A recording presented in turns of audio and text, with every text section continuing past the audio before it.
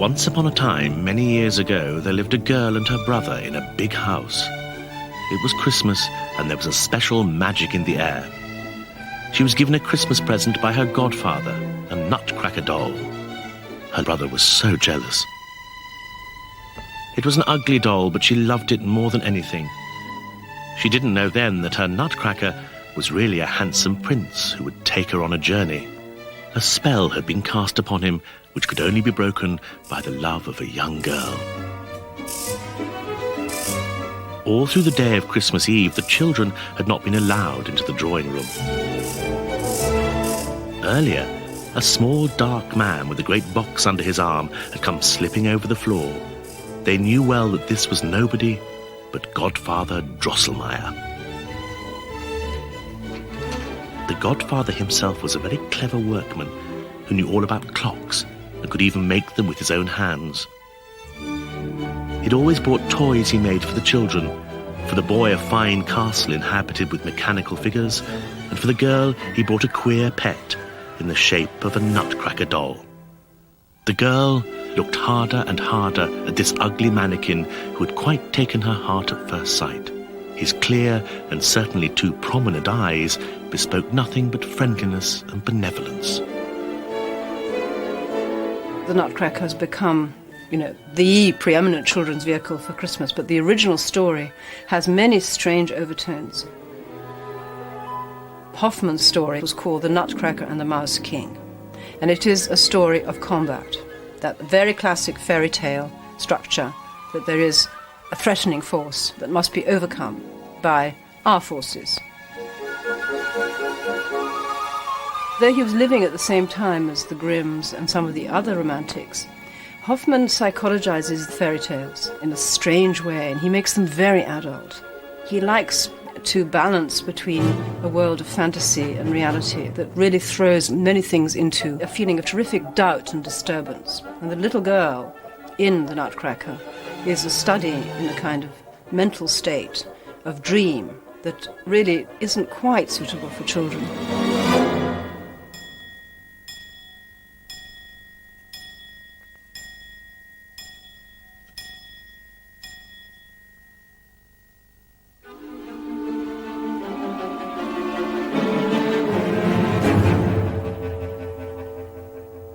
Tchaikovsky actually worked from a libretto which had been drawn up from Alexandre Dumas père, the father of the more famous Dumas, who moralizes it. He adopts a very jocular, light-hearted tone, and he leaves out anything that could be a little bit dangerous in terms of the sexual undercurrents in the story.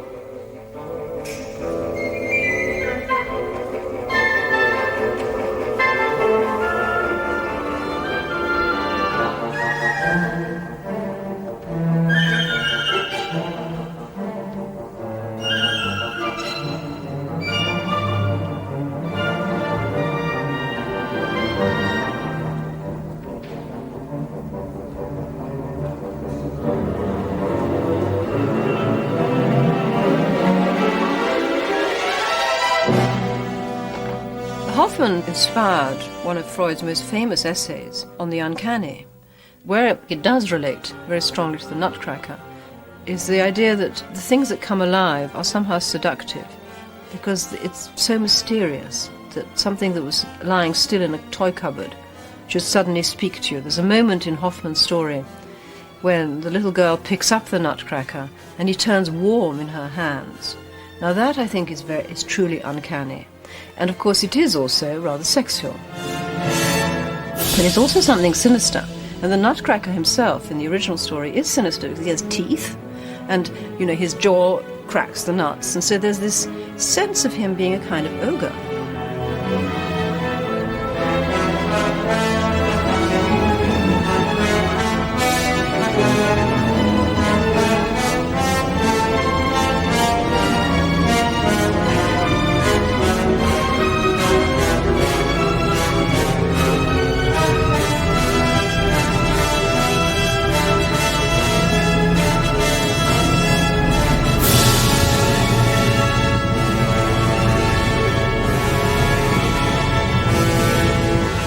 The best in us it's always linked to our childhood, I'm sure.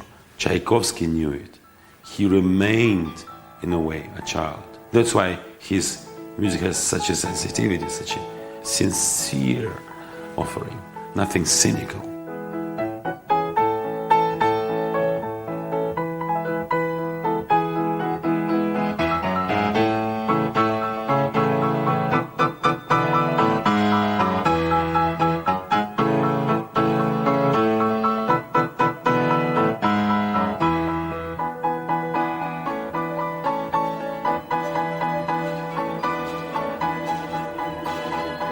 If you look at Nutcracker, you see how incredible the role of orchestra is there, how fine is the detail, the color, how elegant, and of course one can say how childish is this, how wide open eyes you have when you hear this, you enter this world.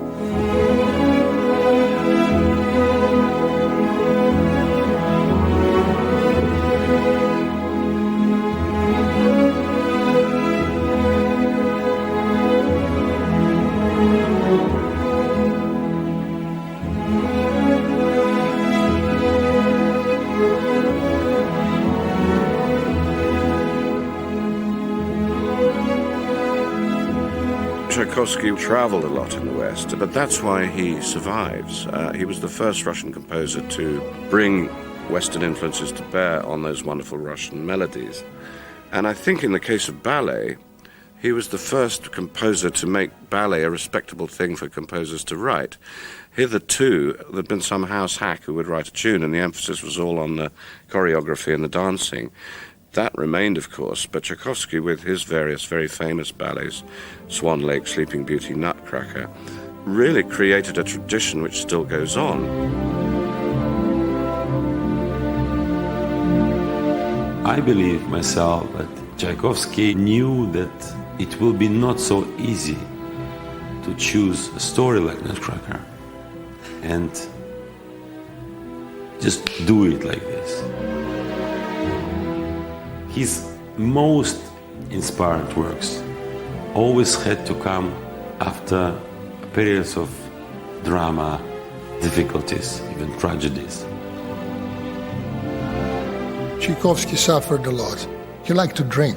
He drank a lot because of his personal problems. He was an unhappy person. He was never accomplished as a man, as a person, as a human being. He was torn apart by his, private life.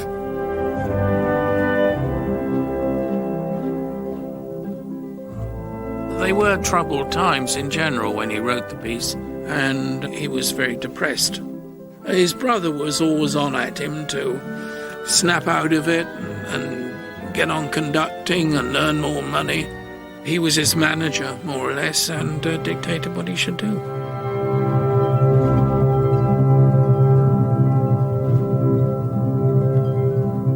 His great patron, Madame von Meck, who helped him financially, she was a rich aristocrat. When she got to hear, as far as I know, of the fact that he was homosexual, I think she cut him off without a penny. And, it was just one of many things that gradually culminated in this pressure on him to reveal his predilection for homosexuality. It's very like Oscar Wilde here in 1894, the following year. Like Victorian England, late Tsarist Russia was immensely hypocritical. They were all at it, and the crime was to get caught.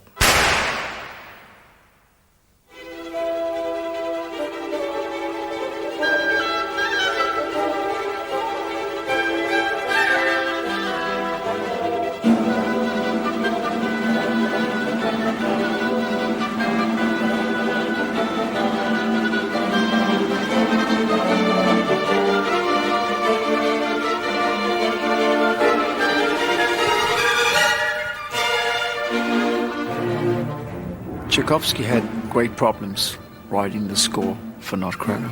He didn't really want to do it. He was on his way to America, and on this journey before he boarded the boat, he found out that his sister had died, and he was very, very close to his sister, Alexander.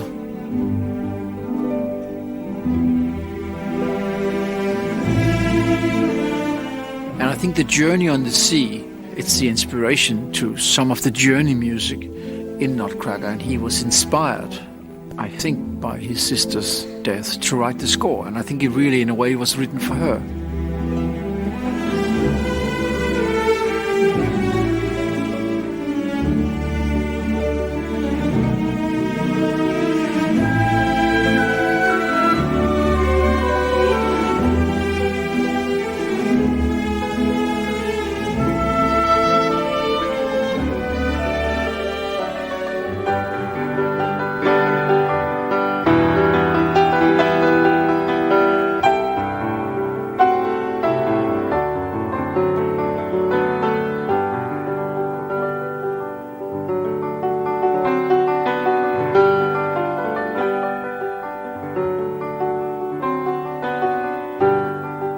He was terribly worried that the standard of the music he was writing wasn't good, and he just couldn't believe that it was going to work.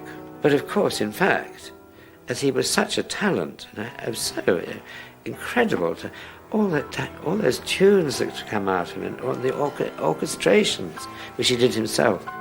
There we see what he thought was rubbish was in fact a masterpiece.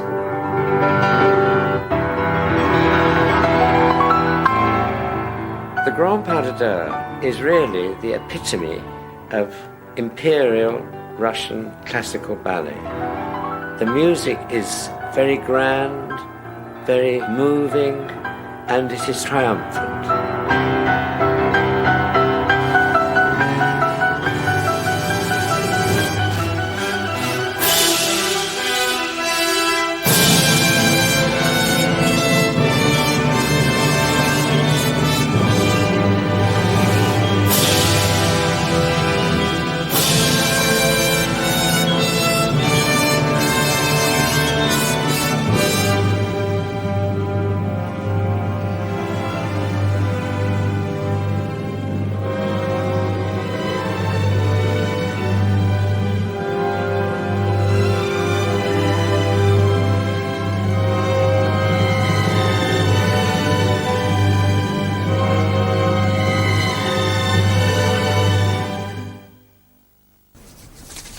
The South Bank Show, in association with UBS. Bank Show, in association with UBS.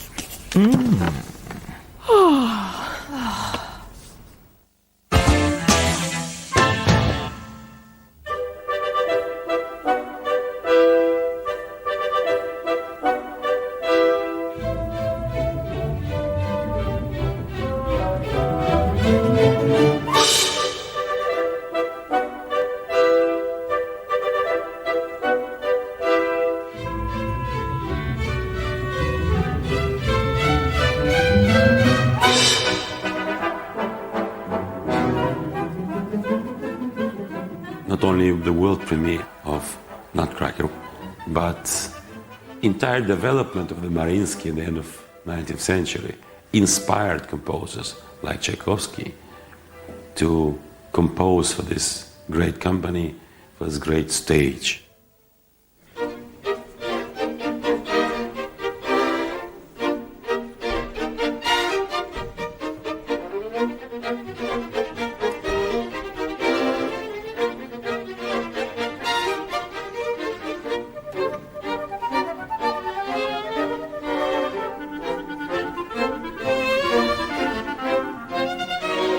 The director of the Imperial Theatre did say he wanted a ballet for children, and Tchaikovsky loved children.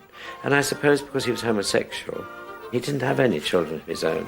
And he spent a lot of time remembering his past and his childhood, and this was a sort of compensation in a way.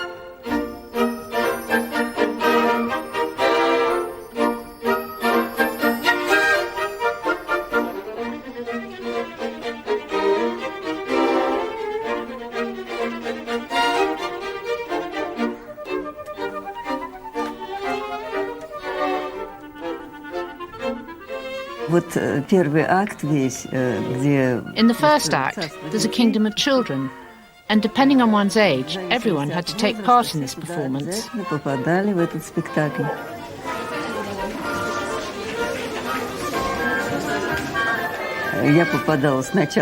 First, I played one of the mice. Then I was one of the children at the Christmas party. Sometimes I was in the cavalry. It was fun, because when lots of children get together, there's a lot of excitement.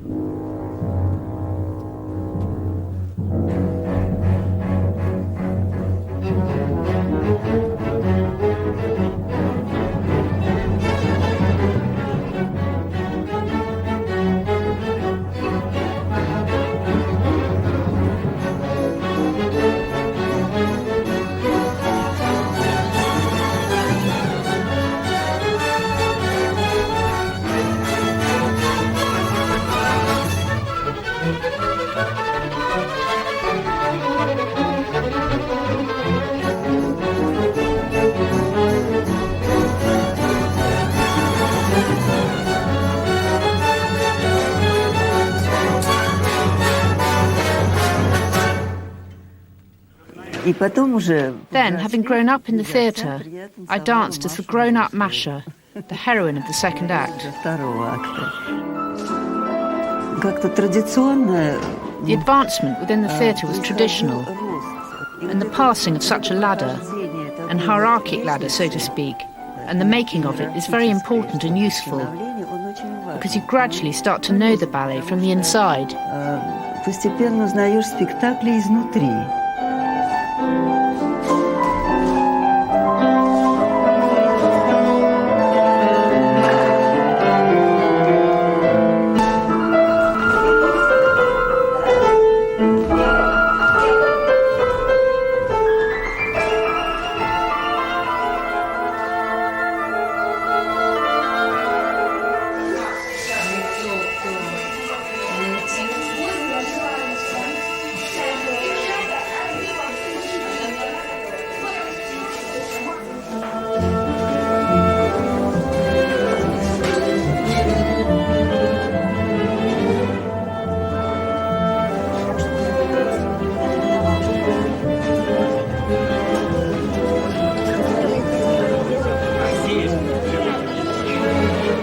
Tchaikovsky was asked to write light music, in fact. It is very delicate music, magical music, more magical than anything else he wrote, I think, including the Dance of the Snowflakes when he used a chorus. And that sends goosebumps down my spine whenever I hear it. If you never had seen snow in your life, you'd know what it was when you heard that music. It's so apt and delicate.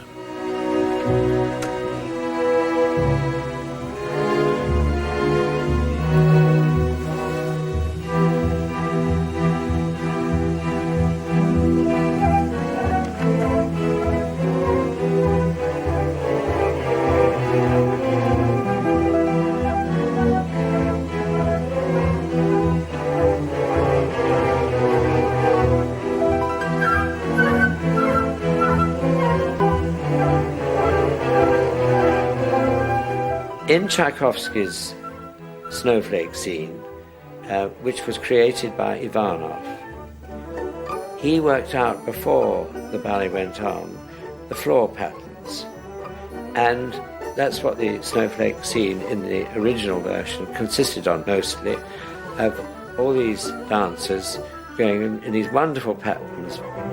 A lot of them were based on crystals of snowflakes. This was very effective if you were sitting up in the gallery, but not really very effective when you were down in the stalls. The real balletmains, they went up and sat amongst the plebs right upstairs.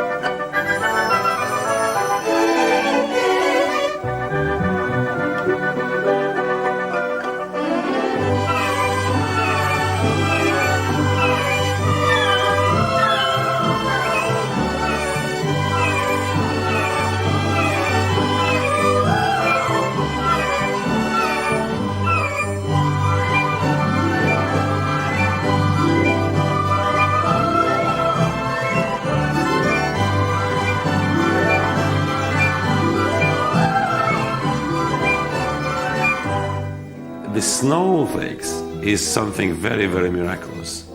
It's so fragmentary, it's so miraculously immediate. You see all these details, but you believe it so much. Very simple, but very masterful and inspired.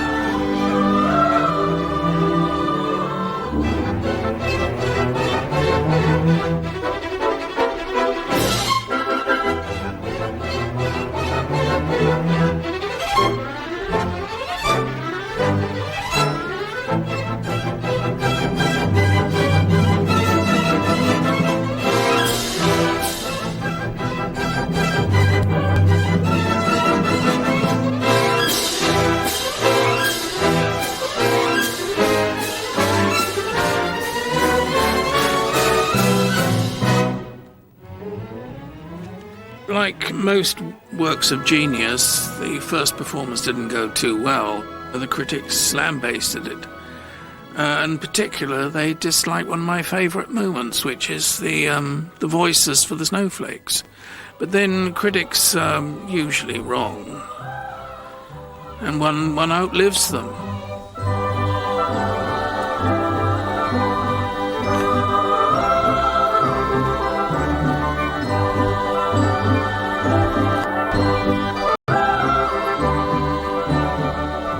The critics in Russia like to destroy. And critics of Tchaikovsky, of other great geniuses, were extremely harsh.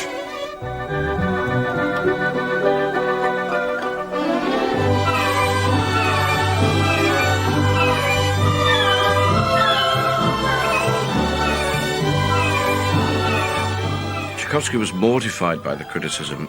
He was at the height of his powers, summit of his fame, but he was at a very low ebb. He pulled out of a planned musical tour of Europe and retreated into his own shell. But the public loved it.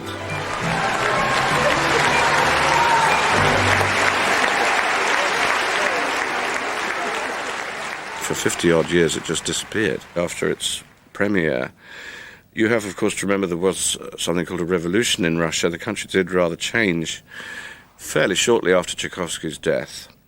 The Nutcracker was not particularly highly regarded while he was alive, therefore withdrawn from the repertoire of the imperial theatres.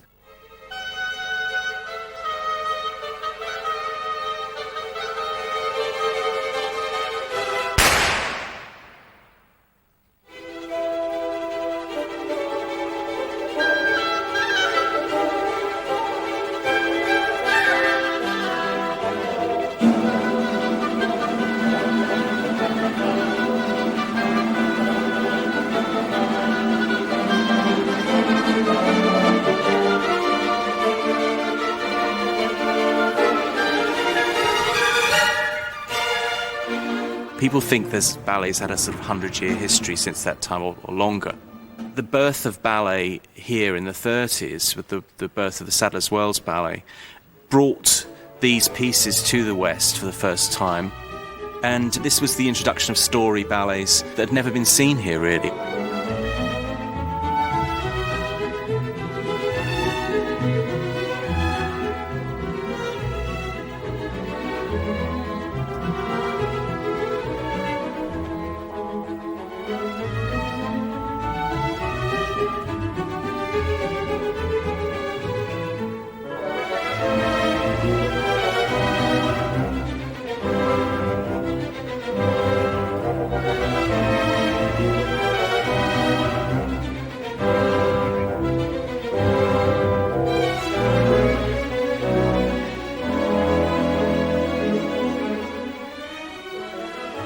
Nutcracker's success has to be the music. It has to be the musical grandeur and the melodies and the familiarity of it, the surprise of it in many ways, because it's music that isn't necessarily the little tunes that most people know. It has got some enormous depth to it as well, and feeling, and great storytelling music.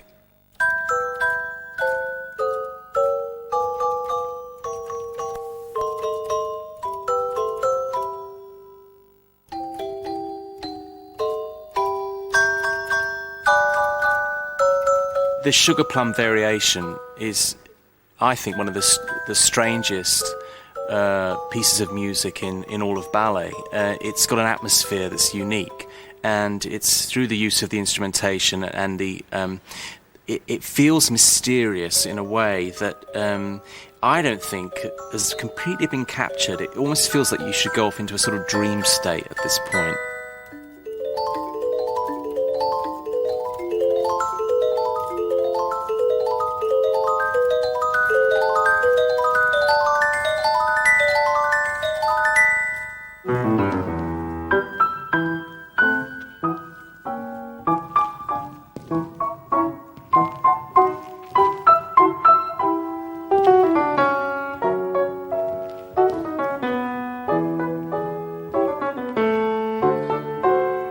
It's a slightly fantasy kingdom, and it's very easy to let the movement express the music. Even though it's physically demanding, it's elegant and it's subtle, and so it feels like you're part of something really special.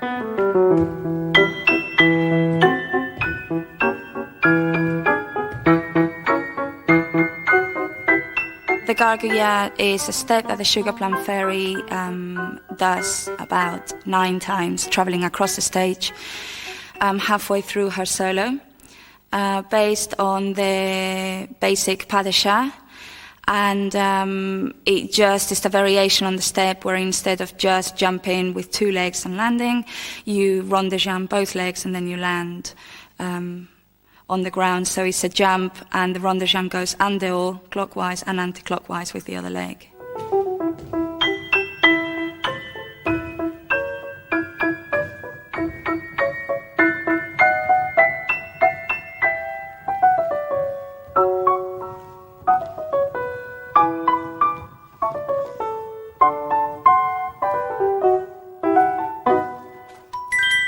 Tchaikovsky was one of the first classical composers to use the celeste, and the story goes that he hid it from Rimsky-Korsakov because he didn't want him to use it first. And Rimsky would have, I'm sure, because he was into colourful, exotic music. So he was going to be the very first person to use that instrument, and use it he did in a most unforgettable way.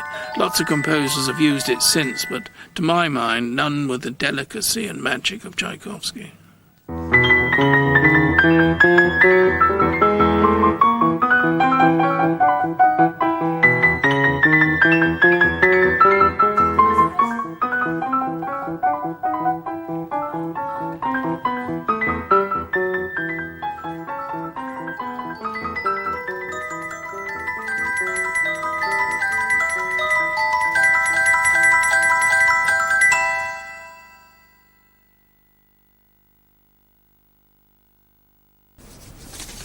The South Bank Show, in association with UBS.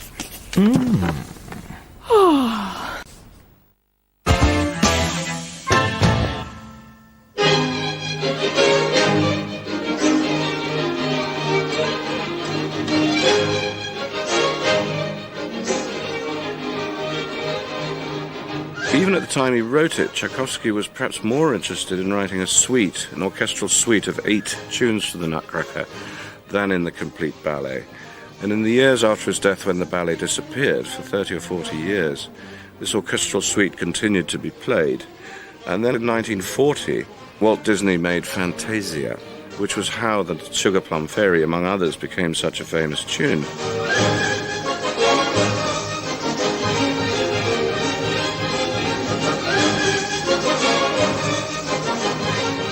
Tchaikovsky was faced with a difficult problem, really, of being hardly any relationship between Act 1 and Act 2. His main instruction was to write a series of divertissements, which he has done.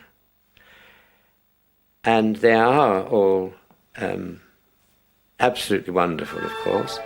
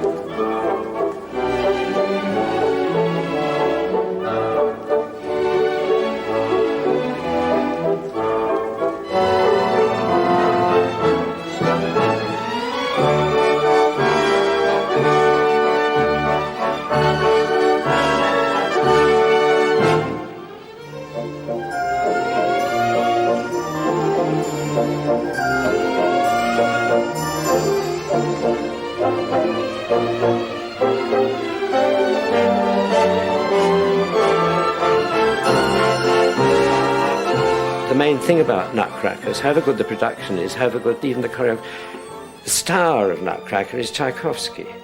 And that's why, mainly why, I think it is such an international, amazing success. Come Christmas, the whole of the States goes balmy for Nutcracker. Clara loves the Nutcracker. It is the best present Godfather Drosselmeyer has ever brought her. Oh, this is more than Fritz can bear.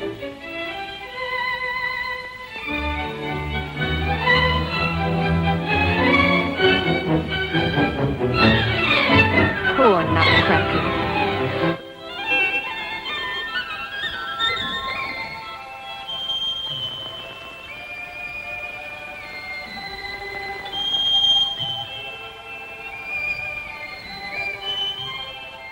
When Balanchine did his production of Nutcracker in 1958, he is actually appearing in it as Drosselmeyer. George Balanchine had been a member of the Imperial Russian Ballet, and then he went to America, and he founded and started the New York City Ballet. The Nutcracker was introduced at a time when America was really believing in the American dream. The 50s were about families and happy lives, and part of a family was children and community. And I think that his production brought a lot of that together, and it emphasized tradition. And I think people wanted tradition at that time. It's got that fantasy dimension that you want at Christmas, of dreams coming true and love working out and so on. But it inspired countless village hall productions, mom and pop productions all over the United States.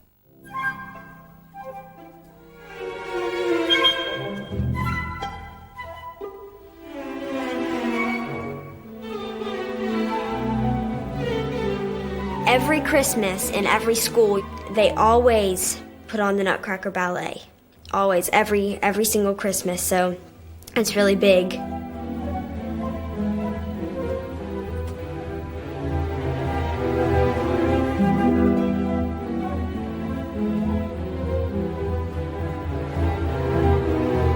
Who will count how many times in the last 110 years someone performs Nutcracker? Do we have to count in billions?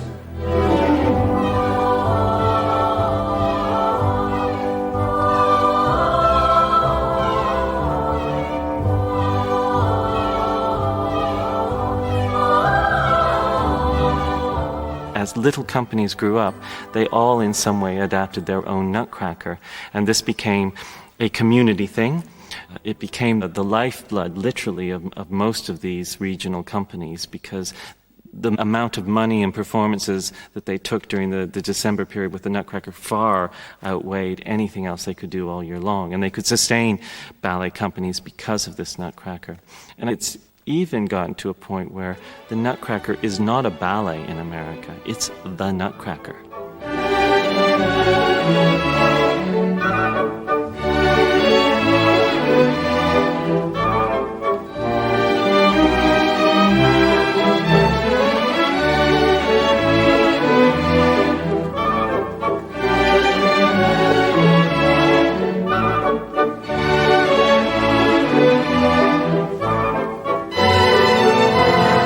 Tchaikovsky score will live forever if it has the chance to be reinvented every so often and will relate to a modern audience. That's how the life is going to continue for the piece.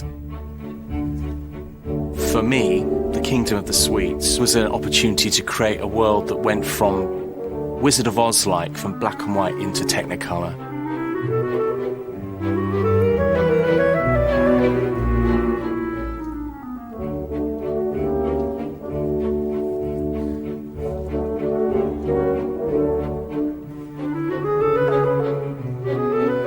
This was an opportunity to create new characters unique to this production. So we have the Marshmallow Girls, the Gobstopper Boys, who are sort of head-banging, sort of yobby young lads, which goes down a treat with the young modern audiences.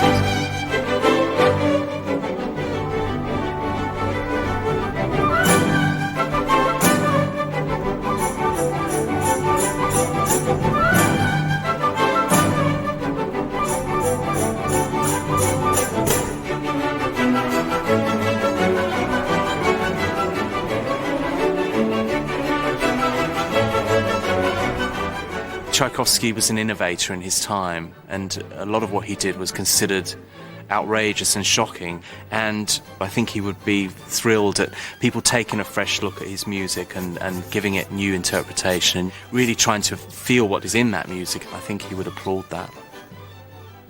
If you Google Nutcracker, and I mean that in the nicest way, you'll find out there's been hundreds of versions of it.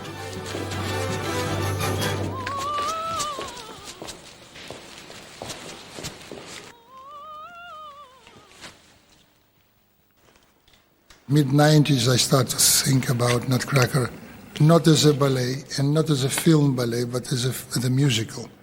And the idea to bring Tchaikovsky as musical was, I think, for me, very exciting, because Tchaikovsky is very popular.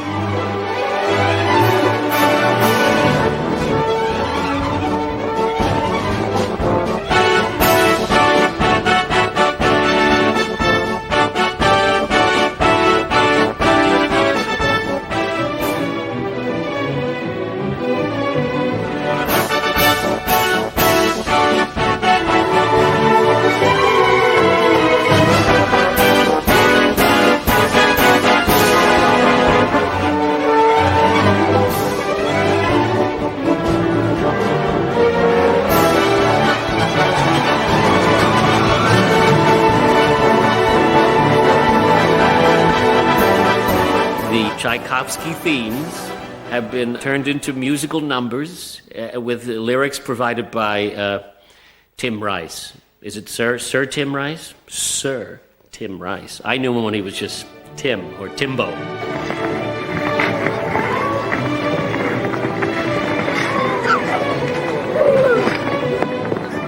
I hope that even ballet lovers will be enchanted by the whole world of a Christmas. Of course, the ballet itself was Russian, and we will use certain dances. Since Mary Poppins, I haven't seen one really great family film with music and classical music that can stand on its own for decades. So for me, Mary Poppins was an ideal example how the film for family should be. And now you've made me lose my pen. And Uncle Albert will be here any minute. I dreamed the whole adventure that everything, I dreamed this. But it's very dark and it's light.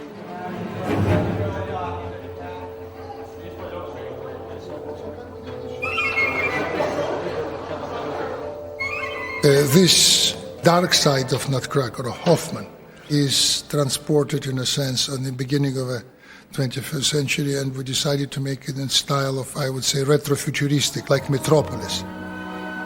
This Nutcracker story, and perfect material to make a quite universal story, because it's old archetype, it's a Beauty and the Beast.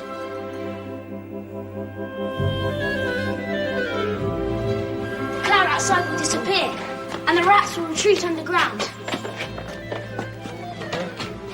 And look, they're now start to fall. They're going to zero, everything to zero if you can.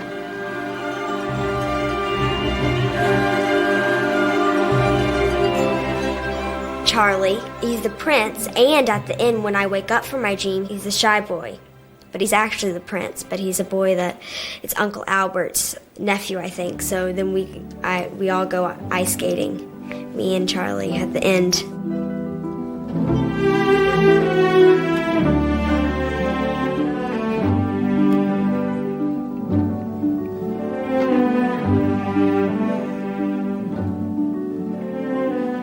Through her love for the ugly Nutcracker doll, she broke the spell and turned him into a handsome prince.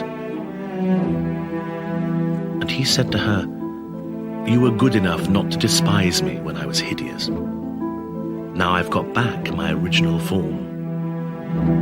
Will you please agree to share my crown and my kingdom and reign with me?" So now they are king and queen of a country in which sparkling Christmas woods and most wonderful things are everywhere to be seen, if you have the right sort of eyes to see them. And that's the end of the story of the Nutcracker and the Mouse King.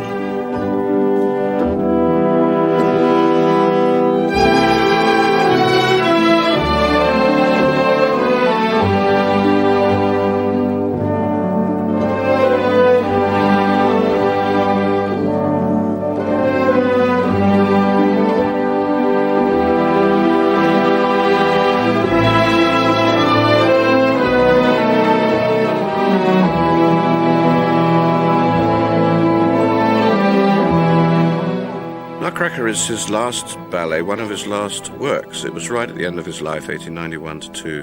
He couldn't have suspected he'd have been dead in 93 at the age of 53. When he turned 50, the people around him said he looked 70. He was drinking very heavily, in despair about certain aspects of his private life, and he poured this into his music, particularly towards the end.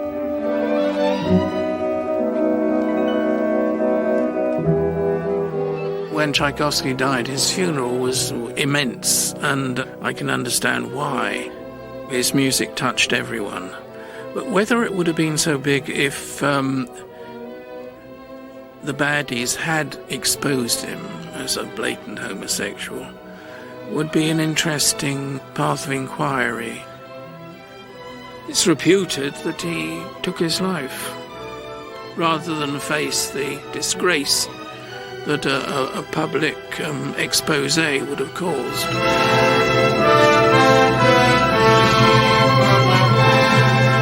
He had a lot more ideas about how to compose something else for the ballet.